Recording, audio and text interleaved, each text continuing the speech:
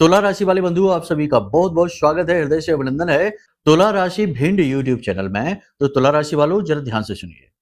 भूल कर भी, गलती से भी किसी को मत दे देना अपनी ये एक चीज। जी हाँ बंधुओं, इस एक चीज को इस समय और काल पर यानी आने वाले 5 से 7 दिनों में यदि आपने किसी को दे दिया तो आप अपना सौभाग्य तो उसे दे देंगे और उसका दुर्भाग्य आप अपने जीवन में खींच कर ले आएंगे। जी हाँ बंधुओं, जाने में या अनजाने में गलती यदि आप करते हैं तो उसकी कीमत आपको चुकानी ही पड़ती है। और ये कोई इस बार की आज की कहानी नहीं है। पिछले समय और काल को आप देख लीजिए, चाहे कोई और ऐसा होगा जो गलती करके बच के निकल जाएगा, लेकिन आपके यहाँ तो यदि कोई छोटी से छोटी गलती भी किसी भी प्रकार की हुई हो, बचपन से लेके आज तक की स्थिति आप देख लीजिए, आपको उसकी कीमत चुकानी ही पड़ी है।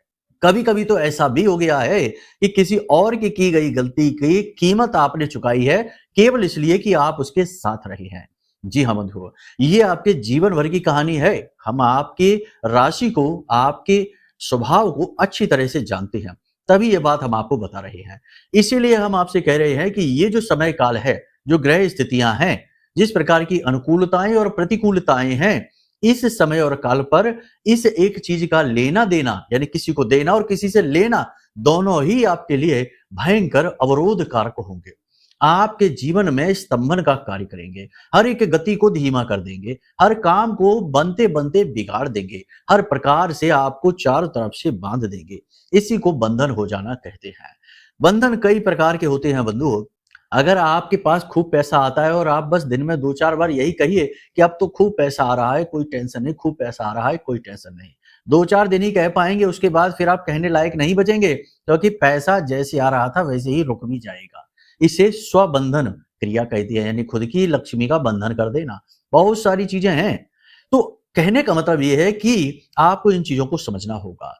कौन सी है वो ग्रह स्थितियां जिनमें चीजों का लेन देन नहीं करना चाहिए।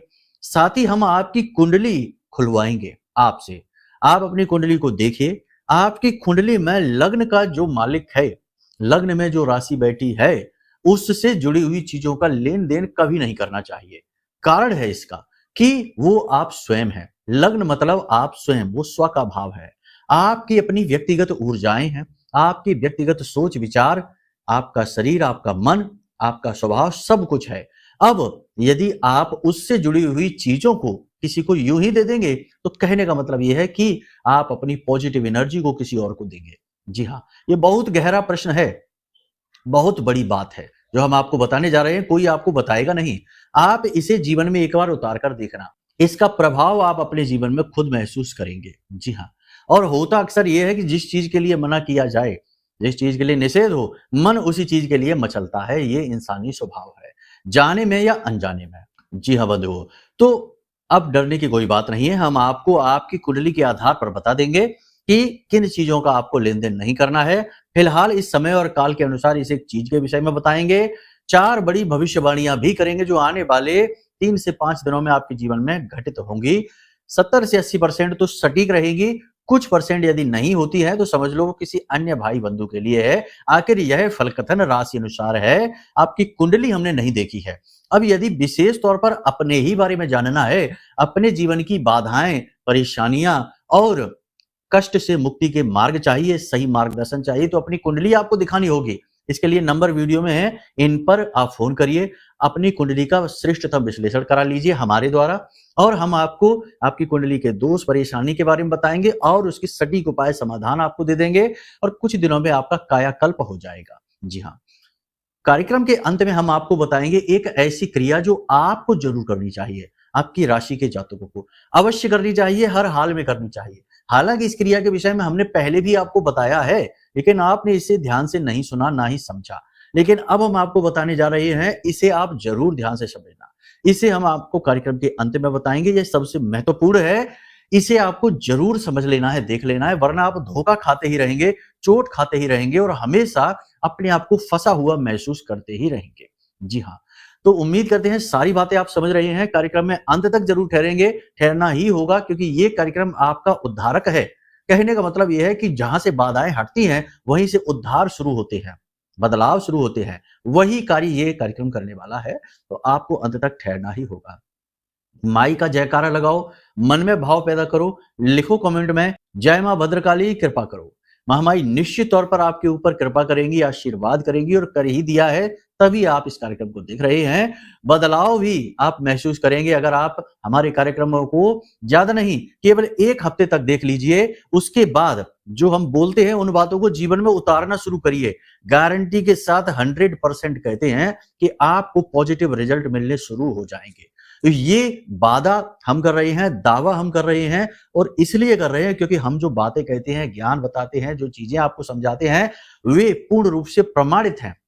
आपको ही नहीं, आपसे पहले हजारों लोगों पर आजमाई हुई हैं। इसलिए वे बातें हम जानते हैं कि वे काम करती हैं। ठीक है? तो बस कहने का मतलब ये है कि आप कार्यक्रम को जरूर पूरे चित्त के साथ ठंडे दिमाग से देखा करिए। अब यदि माई के लिए भाव मन में और गहरा है तो कमेंट बॉक्स में लिख डालिए कि मैं भी माई के परिवार का हिस्सा हूं।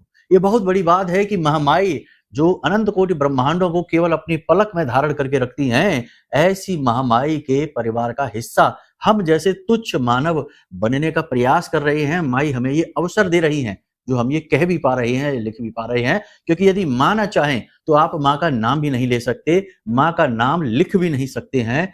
धाम जाना, दर्शन करना तो बहुत बड़ी बात हो गई। ठीक है ना? विचार ही ऐसे हो जाएंगे कि मन ही नहीं करेगा। कई चीजें होती हैं, विस्तार में नहीं जाना है। समझिए आप, ये बहुत बड़ी बात है, बहुत बड़ी विचारधारा है और इसी से उद्धार होता है।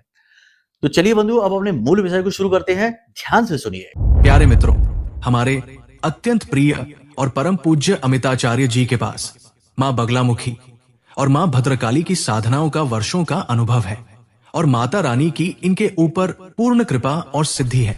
आचार्य जी ने अपने सटीक कुंडली विश्लेषण और श्रेष्ठतम उपायों के माध्यम से हजारों लोगों के जीवन को खुशियों से भरा है। आचार्य जी का कुंडली विश्लेषण और उपाय करवाने का तरीका इतना अद्भुत है कि जीवन के हर एक दुख और कष्ट का कारण जड़ से ही समाप्त हो जाता है। फिर समस्या चाहे जैसी भी हो, कर्जा बहुत बढ़ गया हो, व्यापार चल नहीं रहा हो, बीमारियों में आप बर्बाद हो चुके हो, रिश्तों में प्रेम समाप्त हो चुका हो, या फिर नौकरी ही ना मिल रही हो, विवाह में देरी होती हो, कैसी भी समस्या हो, इन समस्याओं का कारण क्या है, कौन सी महादशा परेशान कर रही है, कौन सा दोष लगा हुआ है, सब कुछ आचार्य जी इतना सटीक बताते हैं कि वर्षों वर्ष के दुख कुछ ही दिनों में समाप्त हो जाते हैं। अगर आपके जीवन में भी कोई ऐसी संकट की घड़ी है तो यही सही समय है जब आप पूज्य आचार्य जी के हाथों से अपनी कुंडली का विश्लेषण करवाएं और वर्षों से चल रहे दुखों और संकटों के इस चक्र से बाहर निकल जाए। प्यारे मित्रों, अभी वीडियो में दिए गए नंबरों पर फोन करिए और अपनी कुंडली का श्रेष्ठतम आकलन करवा डालिए। जिंदगी बदलने का ये सबसे बड़ा मौका हाथ से मत जाने दीजिएगा। जय माई की। महामाई आपका कल्याण करे। सबसे पहले बात करते हैं भविष्यवाणियों के विषय में। आने वाले समय और काल में 3 से 5 दिनों में सबसे पहली चीज जो आपके मन में होगी, आपके शरीर में होगी कि ऊर्जा का प्रवाह होगा, मन सकारात्मक होगा। हालांकि नकारात्मक विचारों की धुंध तो चलती ही रहेगी, वो तो रहती ही है, परंतु केंद्र में अंत में आप बहुत पॉजिटिव महसूस करेंगे। आपका आत्मबल बढ़ रहा होगा और आप कुछ ना कुछ ऐसा काम करेंगे जिससे कि बदलाव जीवन में आएगा। यानी कि कुछ आपने ऐसा बिजनेस प्लान रखा होगा, नौकरी में कुछ बड़ा बदलाव के बारे में सोचा होगा, कुछ ना कुछ आप ऐसा करेंगे जिससे कि जीवन में आगे चल के बहुत बदलाव आएंगे, पॉजिटिव बदलाव आएंगे। बहुत अच्छा रहेगा ये। दूसरा कि धार्मिकता का भाव मन में निश्चित तौर पर बढ़ेगा। कुछ ना कुछ विशेष उपाय क्रियाएं आप करते दिखाई दे रहे हैं और ये करिए भी। कुछ नहीं तो प्रतिदिन माई का चालीसा और कवच पाठ ही करिए। बहुत ही सर्वश्रेष्ठ है, संजीवनी बूटी के समान है इस कली काल में। इस कली काल में जब आपके आसपास तमाम कली पुरुष घूम रहे हैं, अलग अलग रूप वेश धारण करके, कोई मित्र बन के ठगता है, कोई भाई बन के ठगता है, कोई किसी अन्य रूप में आकर फंसा लेता है और अपना काम निकाल के निकल जाता है। तो ये कली पुरुष ही तो है जिनके ऊपर कली का पूरा वास है। तो इनसे बचने का मार्ग क्या है? इनसे बचने का मार्ग है धर्म, आध्यात्म, महामाई की सेवा। जिस भी रूप में आपको अच्छी लगती है, भोलेनाथ अच्छे लगते हैं उनकी सेवा करिए, हनुमान जी अच्छे लगते हैं उनकी सेवा करिए। ऐसा नहीं है कि केवल माई का नाम लेंगे तो ही, लेकिन करिए पूरे श्रद्धा भाव के साथ और समय लगाइए, समय दीजिए। ऐसा नहीं है कि भागते भागते हनुमान चालीसा पढ़ लिया, 1 मिनट में ही फर्राटे से यहां से शुरू किया, वहां खत्म कर दिया, भाव महसूस ही नहीं हो पाया। चीजों की अनुभूति ही नहीं हो पाई, इतना समय ही नहीं है। और बोलते हैं कि हम रोज हनुमान चालीसा पढ़ते हैं। अरे आप पढ़ते कहाँ हैं? आप तो रटते हैं, आप तो भागते हैं।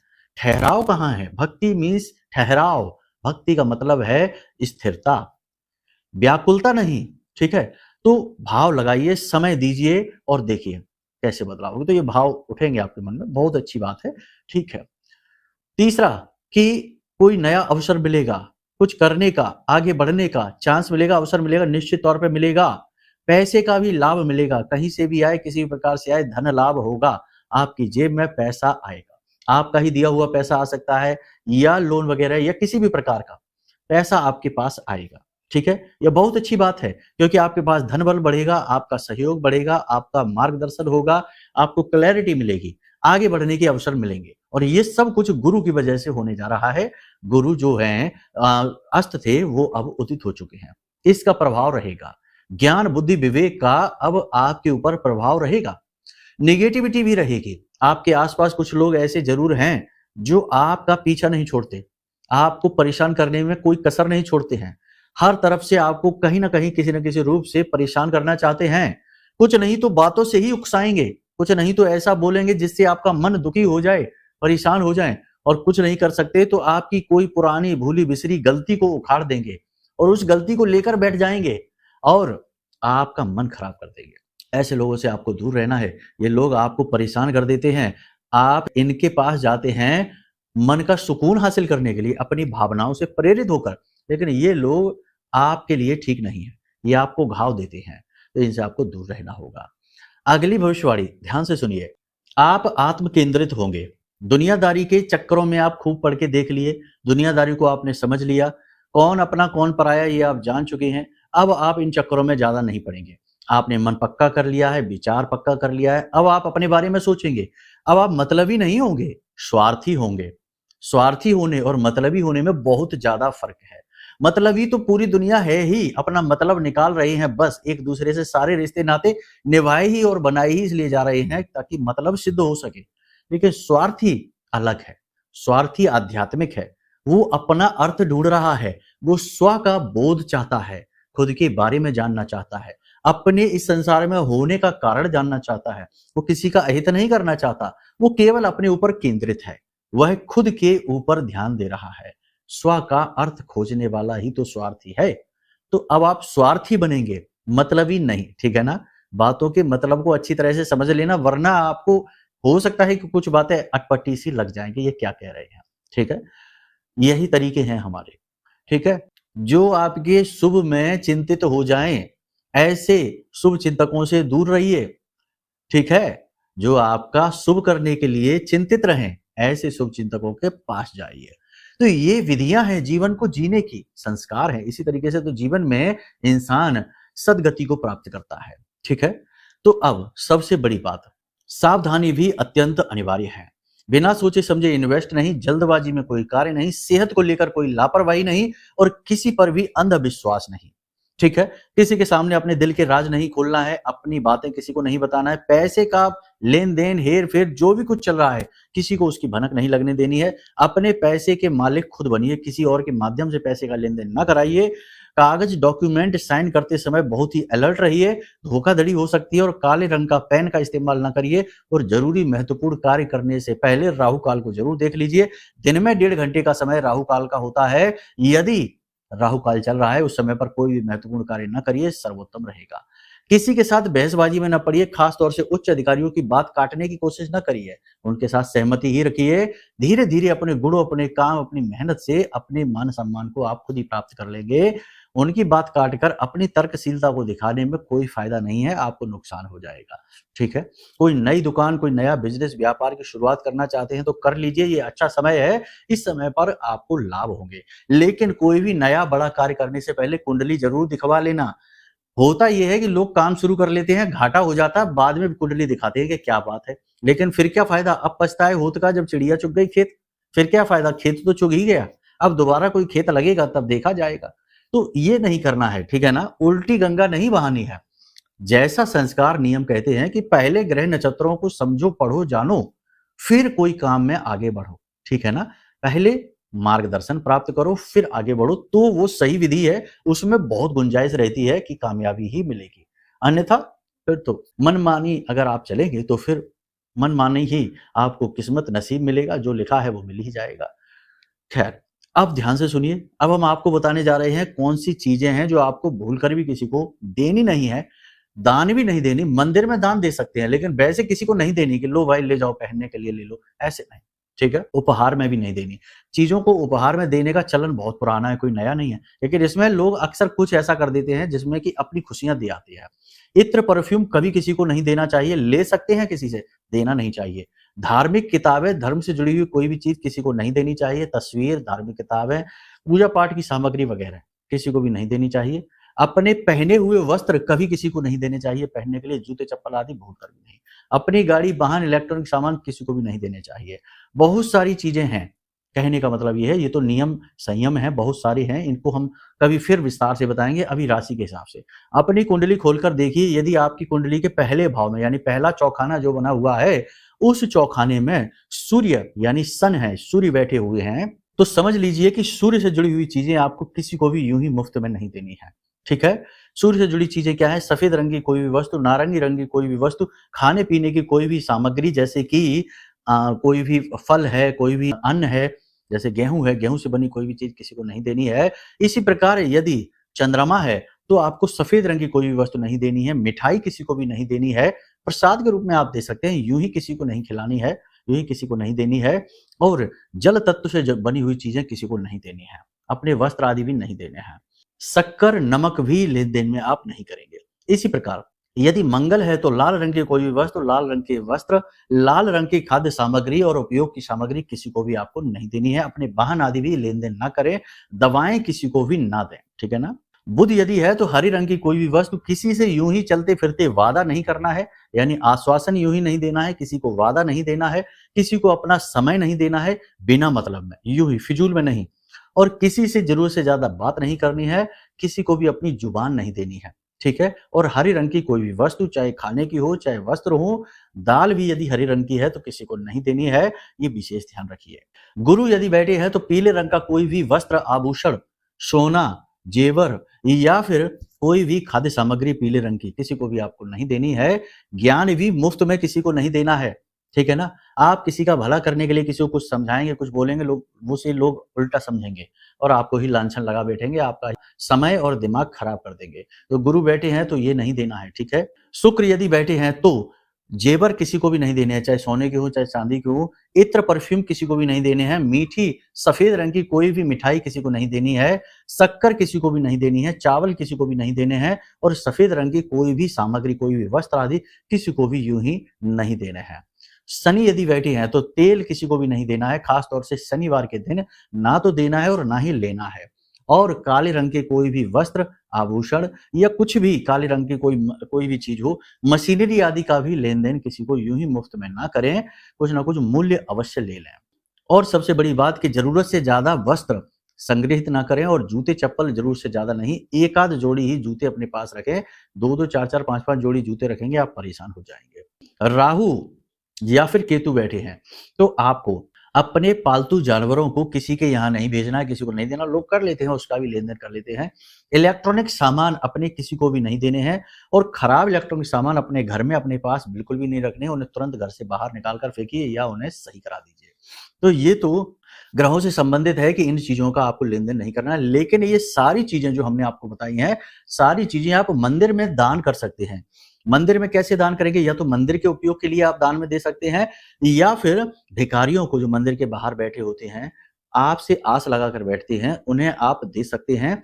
ये धर्म का काम होगा, पुण्य का काम होगा, इसे आप बड़े आराम से कर सकते हैं, इसमें कोई बाधा नहीं।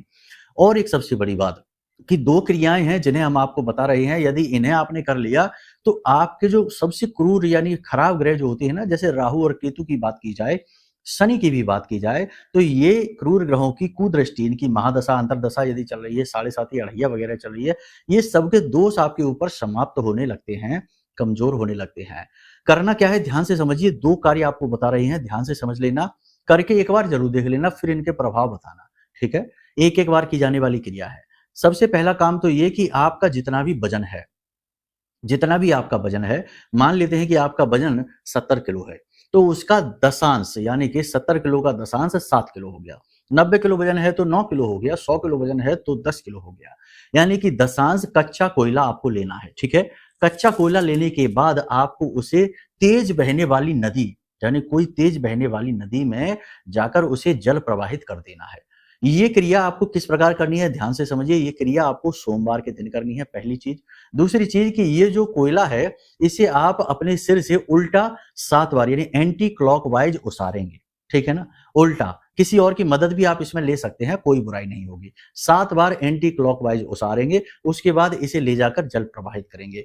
जल प्रवाहित करते समय भी ऐसा नहीं कि पोटली में रखा है तो पोटली ही फेंक दी, नहीं, पोटली से खोलकर उसमें डालना है कच्चे कोयले को, ठीक है? इस क्रिया को आप करके देखिए। दूसरा, एक घड़ी, दीवाल घड़ी जो होती है, दीवाल पे जो लगी रहती है, टाइम देखते हैं लोग, एक घड़ी मंदिर में जाकर दान करके देखिए। ये भी आप सोमवार के दिन ही करें। सर्वोत्तम क्रियाएं हैं, करके एक बार देखिए, समय बदल जाएगा, रूपरेखाएं आपके जीवन की बदल जाएंगी। जितने भी लोग आज के समय में पीड़ित हैं, परेशान हैं, उनमें अधिकतर सबसे ज्यादा परेशान जो लोग हैं वो राहु की वजह से हैं। और इस समय तो राहु वैसे भी प्रबल है, कुंभ राशि में बैठा हुआ है 1.5 वर्षों के लिए, तो राहु अति प्रबल है, तो कभी भी झटका दे सकता है, कभी भी नुकसान करा सकता है, कभी भी बनती बात को बिगाड़ सकता है। और शनि जो है ना, उनसे तो उम्मीद ही यही की जाती है कि वो काम में रुकावटें जरूर लेकर आएंगे। और याद रखना कि जिनकी 7.5 अढ़ैया महादशा अंतरदशा है, केवल उन पर ही नहीं, शनि का प्रभाव संपूर्ण राशि चक्र पर है, क्योंकि शनि कर्म फलदाता है, न्याय का देवता है, तो वो तो सबके ही कर्मों को देख रहे हैं, केवल उसी का नहीं जिसके राशि स्वामी है उसको ही नहीं, कि मकर और कुंभ को ही देख रहे हैं, नहीं, सबको देख रहे हैं, ठीक है? तो इसलिए इनको भी प्रसन्न। तो ये 2 क्रियाएं, साथ ही एक क्रिया और कि पशुओं को यानी गाय को और कुत्ते को रोटी भोजन जरूर कराया करिए। इनके माध्यम से भी जीवन में सुख समृद्धि को खींचकर लाया जाता है, ठीक है? इन क्रियाओं को आप करके देखिए। अब हम आपको बताने जा रहे हैं उस एक चीज के विषय में जिसके बारे में हमने कार्यक्रम में शुरुआत की थी। वो एक चीज क्या है, ध्यान से सुनिए। आपके घर की लक्ष्मी, पैसा, जी हाँ बंधु, आपका पैसा आने वाले 3 से 5 दिनों में किसी को भी अपना पैसा मत देना। लोग आपके पास आएंगे, मदद मांगने के बहाने से आएंगे, आपसे उधार मांगने आएंगे, आपसे किसी भी प्रकार की सहायता की उम्मीद आस लगाकर आएंगे, लेकिन आपको देना नहीं है। पैसा देते समय उसके चरित्र को, उसके स्वभाव को जरूर देख लेना और उसके पुराने रिकॉर्ड को भी चेक कर लेना, थोड़ी बहुत ही मदद करना, लेकिन अपना पैसा किसी को मत देना। इस वक्त आपको पैसे की बहुत अधिक जरूरत है और आने वाले समय और काल में भी आपको पैसे की बहुत अधिक जरूरत पड़ने वाली है, तो अपना पैसा भूल कर भी किसी को मत देना।